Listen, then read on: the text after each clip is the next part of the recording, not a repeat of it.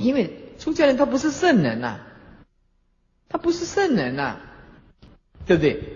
我们呢，如果晚上睡觉，那讲一较大声的，迄个法师啊，你困咧讲遐大声，伊个甲你挂一个法师啊，伊这粗机无你要叫困无声，控制袂调啊，你无叫道上蛇咧困呢，伊就会看你无去啊。所以为什么佛制的戒律，这个出家跟在家不能睡在一起，对不对？因为你不能对师父很恭敬啊，你若睡在一起你咧困那款姿势像死囡仔体安尼。明仔载你讲较济佛法都无效，伊就叫你无效讲较遐好，暗时咧困那款姿势，敢要看见，马上退道心，真的，马上退道心啊！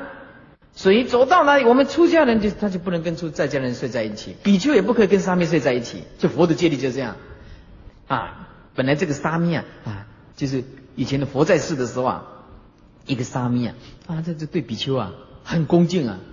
有一次这个比丘睡觉了，那以前比丘睡觉的时候，因为他们只有披袈裟，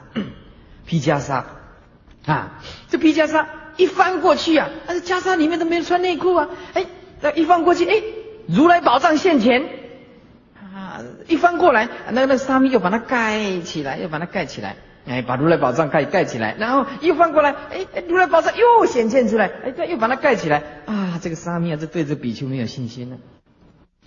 可是这个又不能控制睡觉了，没办法了所以这连这个信心根本戒要守，再来就是积贤戒要持。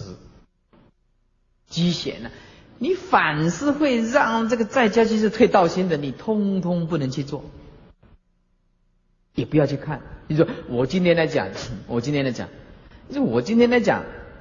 你说我们到什么黑美人酒家去我是没问题啦。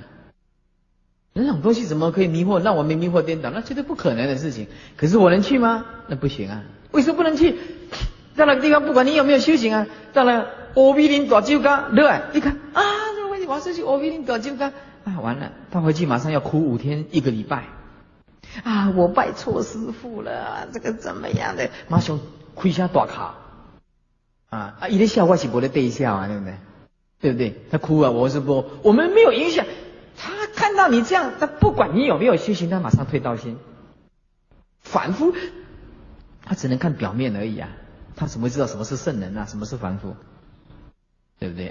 哪有是这样一个我一定多就该就把我们迷惑颠倒？那可能就是我们很清楚是我们个人的问题众生不行所以这个积贤应当远离，就是一定要远离这些积贤。